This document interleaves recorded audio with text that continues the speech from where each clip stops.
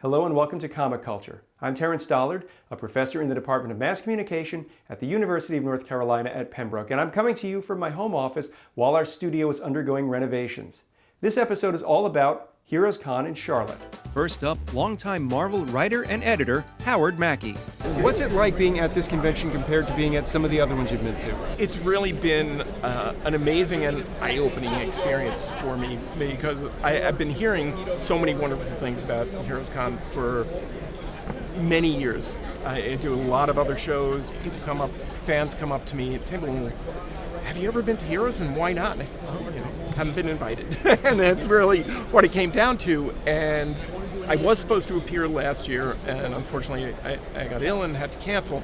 But I finally made it here, and it's kind of fun to know that the fans are right, and all of the pros that I had spoken to as well, where it's just been an incredible experience from top to bottom. And I mean that in terms of the organization, the guys that run this show, the men and women that run this show are just wonderful.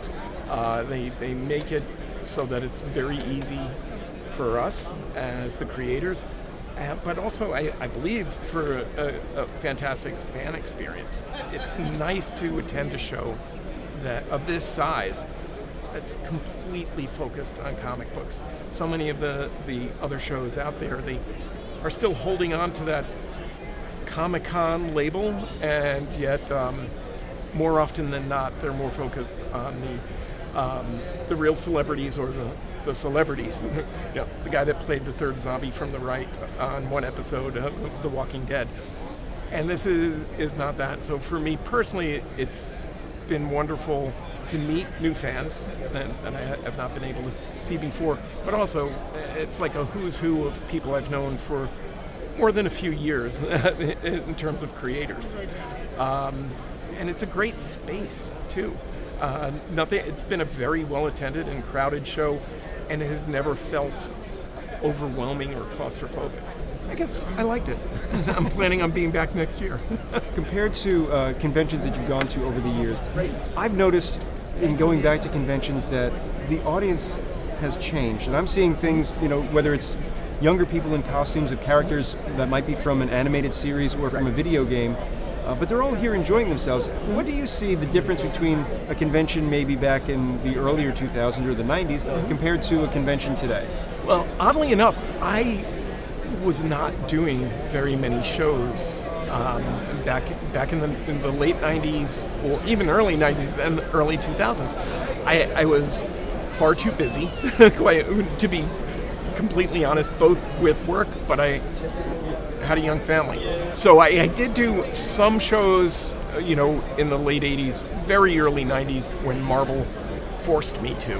It was a different time. I mean, there was much more of a focus on the big two, and now it's everything from indie comics to self-published comics to anime that I don't, and manga that I don't know anything about at all. But I think it's kind of fun, for me in particular, because I much prefer seeing and meeting other creators that I don't know. I mean, they were always asking me when I do shows, well, let us know if there are people you want to sit next to.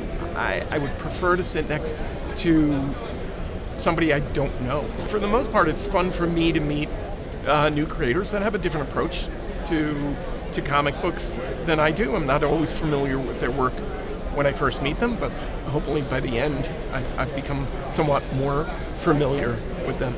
So anyway, but to answer your question, I can't give as much of a direct, but I do know things have changed drastically, sometimes for the better, as in this show, and then sometimes not so much.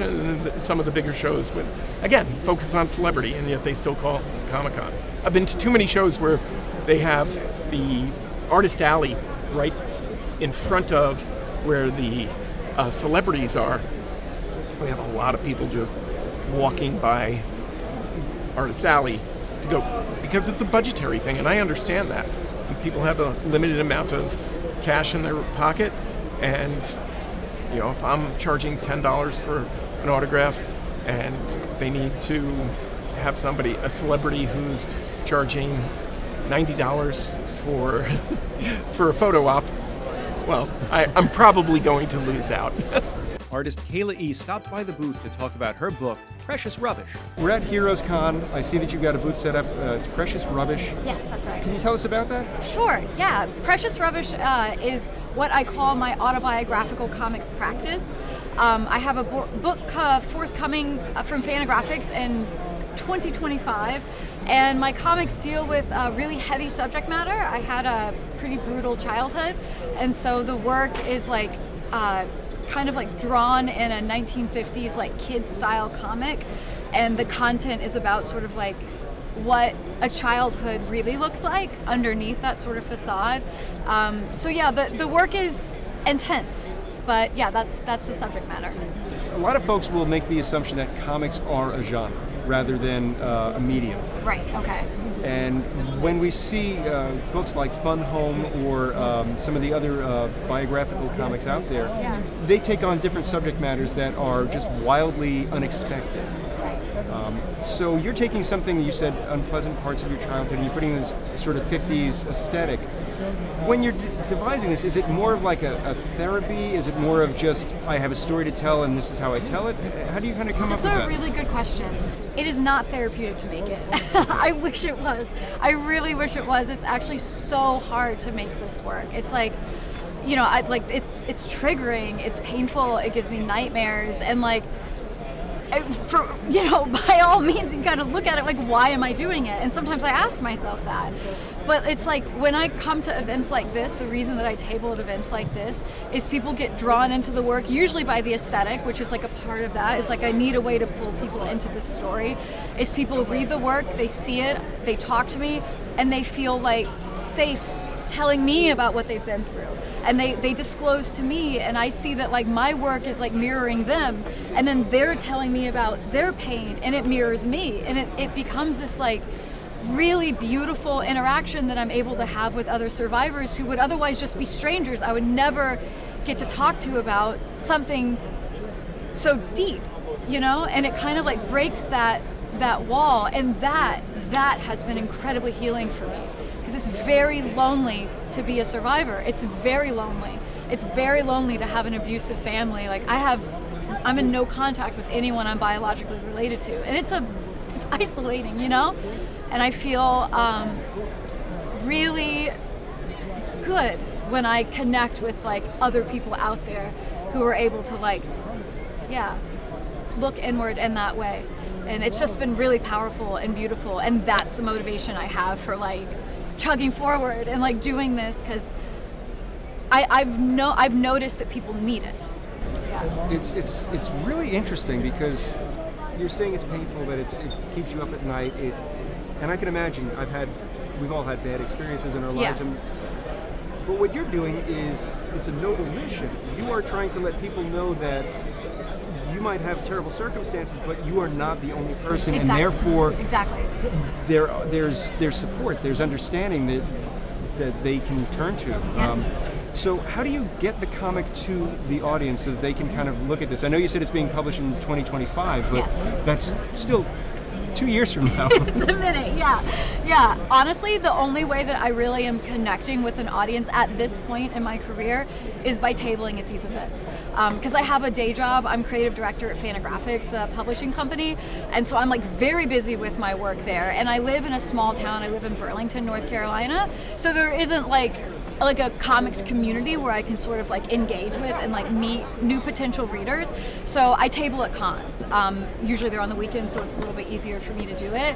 And that's so far, it's just kind of been grassroots, you know, person to person, like one person at a time, you know, like making that connection. And it's been slow going, but I think that it's kind of like building up like a more meaningful readership. And I think that when the book does come out, like it'll be a lot easier to promote it, you know, because there'll be like this object and there'll be like press and stuff that will make it easier for me. But for now, yeah, it's just like one person at a time, face to face, you know, because I'm not really on social media. Again, it speaks to the passion that you have for this, the importance that it has for you, that you are basically a door-to-door salesperson. Yeah, that's true. You know, you're not For selling a trauma talk. vacuum. But at the same time, because it's so important to you that you're doing this, it's just, to me, it's that noble mission, that quest to make the world better Yeah. by sharing pain.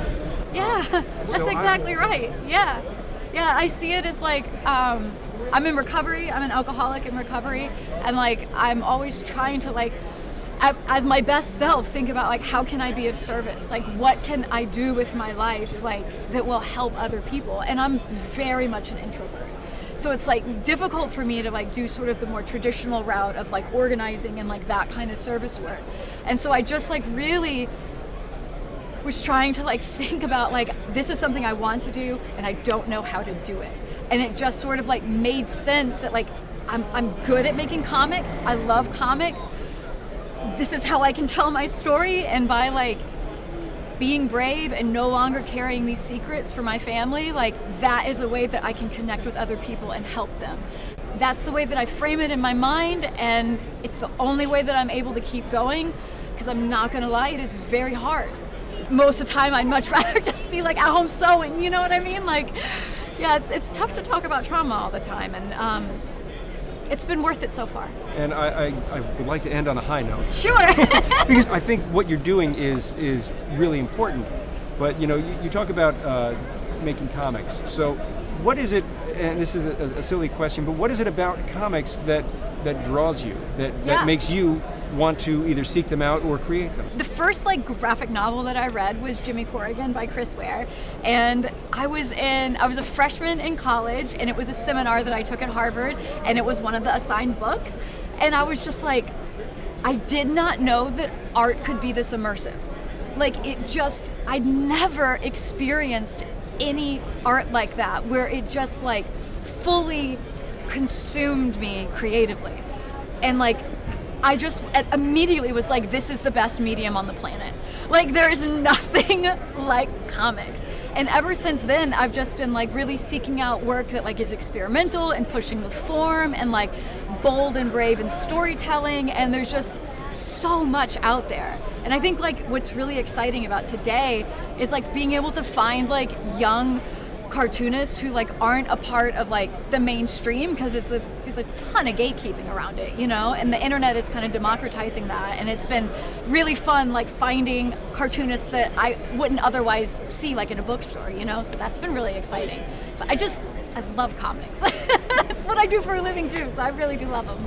Walking through Indie Alley, I met artist Nick Canetti. So I'm wondering what your book is about. I know it's called Pink Lemonade, and you know, what you hope to do at a convention to attract more readers. I love comic books my whole life, and it's how I learned to read, write, draw, the whole everything. So, you know, this stuff brought me so much joy as a kid, and sort of the Pink Lemonade character sort of about capturing that joy and holding on to it in a way. And sort of the whole conflict of the book is just seeing if you can maintain that, and just wrestling with the real things that I've thought just about, you know, how the industry has always been, and how the entertainment industry in a wider sense is just kind of, you know, it can kind of eat away at people sometimes. And sort of Pink Lemonade sort of gets involved in that and sort of tries to see if she's able to maintain that sense of joy by the end. That was sort of the journey for me, sort of figuring that out too, through the whole process. And it's interesting because I was introduced to you by Don Simpson, of course, the creator of Megaton Man. You have what he called a great IP. So you're at the convention, you're trying to introduce more people to it. Do you have a strategy, or is it just like you're going to hope that the work speaks for itself and people will come and ask questions? Yeah, I mean, honestly, the latter. I think for me, a big part of making this stuff is always trying to make stuff that looks eye-catching and from afar. And you know, that's sort of the thing as a kid, you're reading comics. For me, Spider-Man, like the costume design from Steve Ditko, just instantly like the thing that draws in so many kids for generations. And like, I want to make stuff with just fun, eye-popping characters like that. But you know, below the surface, they got human things going on. They're kind of quirky. They're kind of just like normal people. So that's sort of the thing for me, just sort of the guiding light in a way. Comics have changed a lot from when I was reading them, and I'm sure from when you were reading them, there's a different focus. It's not so much superheroics, it could be comics about just about anything, and that's, I think, great because comics are not a genre, they are a medium. So when you are coming up with the concepts behind Pink Lemonade, which seems like there's a lot under the surface, like you were saying, is this something where it's easier for you to make it a comic than it is to maybe try and turn this into a screenplay and try and sell it that way? Or is it because you just like the control of being able to do it yourself?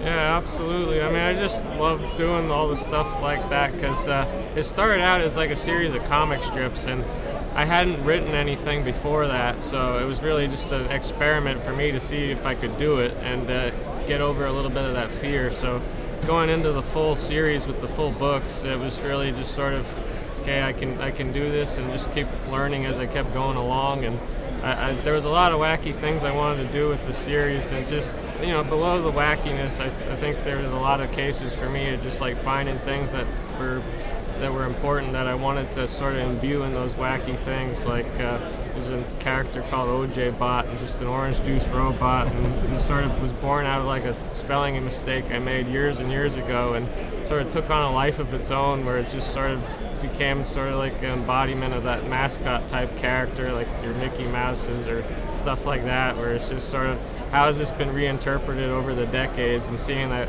character, or how it started in the pure form and how it became and how it sort of got strung along through you know, through the business of just how that affected like the creators of that character and stuff, and there's just sort of a lot of stuff like that, and characters being sort of, you know, in the midst of that struggle of just like how do we stay ourselves through just, you know, all these forces are trying to like eat away at you. There's a character called Ron Radical who's sort of like a 90s pastiche. He has a big mullet, and he's just sort of like living that whole struggle, and Pink Lemonade helps him get through it in a way, sort of break out of that pastiche and find like some joy in not making big explosions. Just makes paintings now. So if the people watching wanted to find out more about Pink Lemonade, can they find you on the web? Absolutely. I have a website. It's radicalrealmcomics.com. It has pretty much my whole catalog of books. Instagram, my handle is Fudgy1Nick. And Twitter is NCAGS. I'm pretty active on both of those places, just updating constantly on what I'm doing, what's coming out.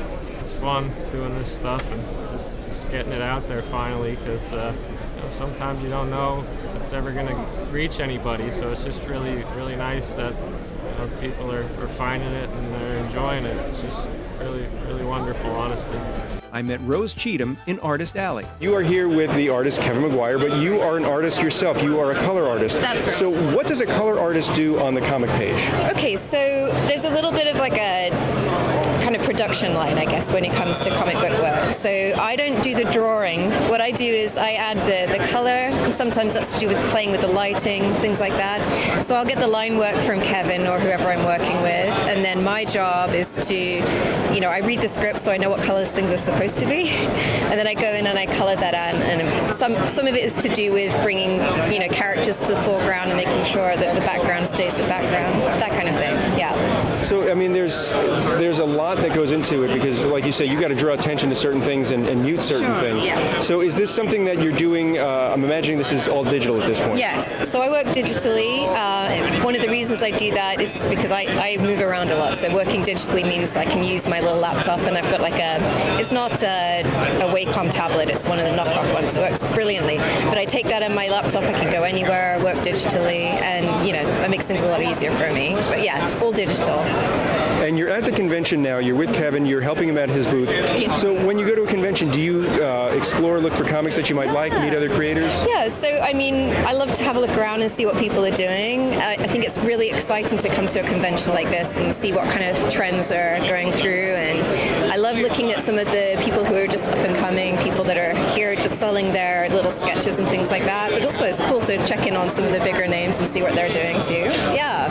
So is it like a networking opportunity where you kind of make those connections for the next project? I mean, personally, I tend to just work with Kevin because we work really well together, and I love the way that his lines work, and it complements the kind of style that I like to do. But yes, a lot of people do these conventions for networking opportunities, for sure. Yeah. And And speaking of Kevin's work, I know that he started in the 80s when it was a lot more reliant on line and shadow. Yes. And now it seems like he's adapted his style so that there's a lot of room for color. And is that right? Yeah. So a lot of the time he does very kind of clean lines, and he doesn't do some very heavy black work. You know, like where it's just 100% black or white. So he's doing a lot of open space that lets me do a lot of I guess the lighting angles and things like that. Sometimes when he's doing the faces, because that's what he's very famous for, is like the expressions. So he'll do like a little kind of value sketch where he really wants the light to be, and I use that to inform how I'm going to color it in. So, you know, if he's saying the light should be coming from this angle, he might do a little sketch just to show me that's what he's intending. But yeah, the way that he does it in his line work is very open, gives me a lot of space to just play around with it. Yeah. I asked creator Levi Erickson what his new book is all about. My comic book is about Bigfoot. I've been a fan of the subject of Bigfoot since I was a kid. And I've been a fan of comics since I was a kid. And I've been learning how to draw since I first got into comics. I've literally got some of the artwork. And I know that issue was my first issue of whatever book because I immediately started drawing, from it. So, and now I figured it's time to meld the two. Is it a Bigfoot where we get to see Bigfoot, or is it a Bigfoot where we're searching for him? Without getting too spoily, we're going to get to see their perspective, so to speak. If it exists as a tribe, then we're gonna see that point of view. So, what is your biggest observation as you have come back after a few-year gap? HeroesCon is very, very special in the fact that its focus is on the comics, the collecting aspect, the creating aspect. There of course are the other aspects of the fandom that always permeate this type of thing, but HeroesCon keeps focused on the essentials of comics. So as the years have gone, the fans have just kind of been pouring in. I mean, there's more out there. Like creating comics, I think, has democratized a bit because you can do it on the web. You can do it. You can print a book, and it's a lot easier to print than it was, a few years ago if you're self-publishing. So I think that's just made it open for more creators, which makes it open for more fans. In that same vein, Fend Hamilton created an infotainment comic about self-publishing. Fend, we are at HeroesCon 2023. You are an artist. You've got a booth in Indie Alley. Yeah. Yeah. So, what is your comic about? I think it's a really interesting concept. So the one that I'm premiering this season thing is about printing. It's like an infotainment manga about a intern going to a print shop and learning everything, everything, like crop marks, bleed, CMYK, all the fun stuff with the reader. So it felt like the perfect way to teach people, you're not alone. Digital printing is hard. And we wanted to make this kind of a textbook infotainment thing with a storyline about the character learning and meeting all the other characters and learning how the press works. And I think that'll help visualize why you need to add the things you need to do, why you need to make it single pages, why you need to make it a 1/4-inch bleed, all of the industry standards explained visually. A lot of times people think of comics as a genre rather than a medium. When you are coming up with something that is educational and putting it in comic form, it's a lot more accessible to a reader who might, we all get those terms and conditions for our iPhones that are 5,000 pages long and takes a month to read. No one reads them, they just say okay, and the next thing you know, Apple's coming by and taking your dog. Yeah. So it's really cool to be able to take something that seems complex, which is printing, especially for an artist whose mind might not be in the technical, might be more in the ether, and putting it together in a way that's accessible and fun to read. Yeah. It reminds me of those great comics that Radio Shack used to do in the 1980s. I need to find those. Oh yeah, Okay. The Whiz Kids. Okay, I'm gonna find those. I'm gonna buy them. I bet they're here. I bet I can find them. Well, you can find just about anything at HeroesCon. Yes. As a comic reader, what is it about manga that draws you in that you might not get from what we would consider the American style of comics? Manga had a lot more variety in storytelling, at least what was being published in the US at the time. And so a lot of people that grew up like me searching for those titles are now making comics. So the indie scene is exploding. It's very similar to the kind of genres you can find in manga, which has a lot of infotainment stuff. There's a lot more these days. Like, you can even get manga of classic literature like Romeo and Juliet for people that are on the spectrum that can't really read like a full novel and truly digest it as well. But if you put everything in visual terms, you can get through so much. They even make a manga statistics book these days, and you can find that at the Charlotte Library. Are you finding that there are a lot more folks who are interested in manga and different genres of comics among your peer group? I think so. It's, everybody's got their niches these days, but I think that that's what's making it happen. Everyone's becoming more and more tied to specific genres that have hundreds of options in just that genre alone. So it's like music. The top 40 is getting harder and harder to deal with because there's Spotify. You can find anything. You can find indies so quickly. And comics are the same way. You can find any interest. Once your personality can be this distilled these days, you're no longer tied to the radio. You're no longer tied to what your local comic shop, bless them, has. And you can order them through your local comic shop. You can order anything. Then you can create these niches, and people will make stuff for those niches, because indie publishing is anything. You can print your own book at the quality of any mass-produced book these days, using print on demand, using your local comic shop even, because digital presses, even smaller digital presses in a small town like Chattanooga, Tennessee, where I live now, you can create publisher-style books on your own. And so many, like Wildstar Press is a great example. They're here. They're just getting started, and their books already look like they could rival any publisher here. And it's amazing. I know I'm getting off on a tangent, but I think that that's the beauty of comics. No matter who you are, no matter what you're interested in, you can find something. And I think that's beautiful. That's all the time we have for this episode of Comic Culture. Thank you so much for watching. Until next time, I'll see you soon.